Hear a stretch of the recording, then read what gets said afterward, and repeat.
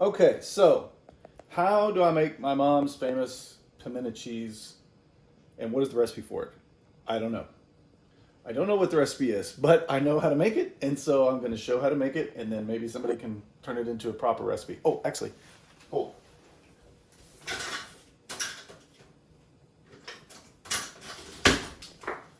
I'm getting some measuring cups because I kind of would like to have an idea of how much of this, some of the stuff I actually use. So let's talk about the ingredients first. You got to have sharp cheddar cheese. It's really better if you use more than one kind of cheese, but you got to have sharp cheddar cheese. I happen to have a Mexican blend that's been in there a while, about a half a bag, and I've got this Italian style blend that hasn't been opened yet, and I'm going to mix in both of those a little bit. And you're going to want to have sweet relish. Now, I like the no sugar added kind, but it's got Splenda in it, so some people may not be able to do that, but you can use any kind of sweet relish you want, but it's got to be sweet relish, not dill. Mayo, any kind of mayo you like. You can have. We used to make it in Miracle Whip back in the day, back when we thought fat was bad for you. But now, you know, this is olive oil mayo. You can use avocado mayo. You can use veganese. You can use whatever kind of mayo you want. And then you got to have pimentos. Okay. Oh, and at the end, I'm gonna do something to take it up a notch. So I'm gonna open the sharp cheese bag, and I'm dropping it in.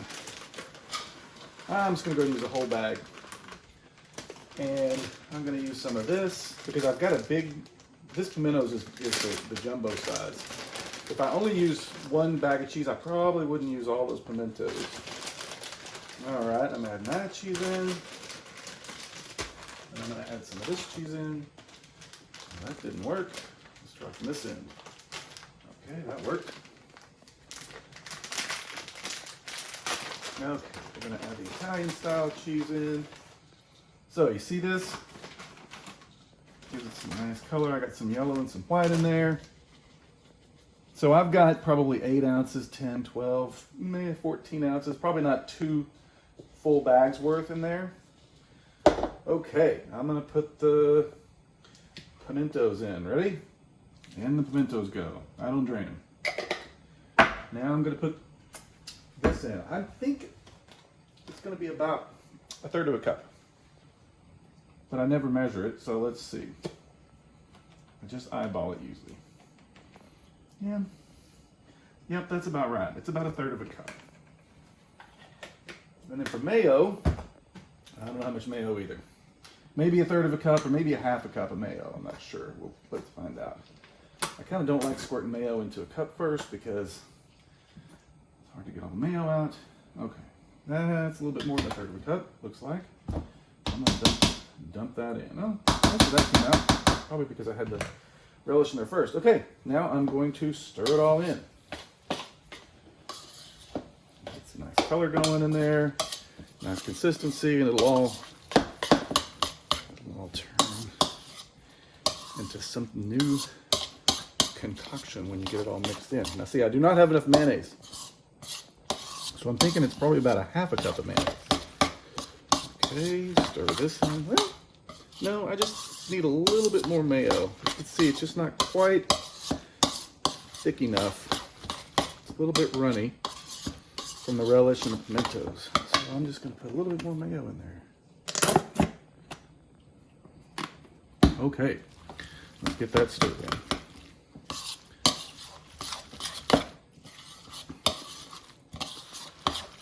Okay, look at that. Now that is starting to shape up. That is awesome. Okay, and now I want to take this one up a notch, as someone would say. So yeah, look at that. That's perfect. See that consistency right there? That is just what I'm looking for. But my secret ingredient now is going to be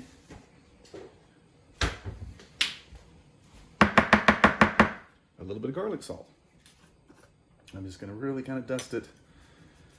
Not much garlic salt. And because I like it to be a little spicy, I'm going to put some red pepper flakes in it. I cannot find my dry red pepper flakes, but I've got this red pepper oil that I made, and it's got some of the flakes in the bottom. So I'm just going to put some of that in there. And now I'm going to stir it back up again. Oh yeah, look at that. Stir that real good.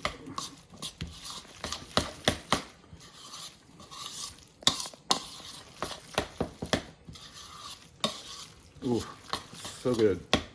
And you can chill it for a little while if you like. It probably would blend in better if you put it in your different container and leave it in there for 30 minutes or so. But this one is ready for Fritos right now.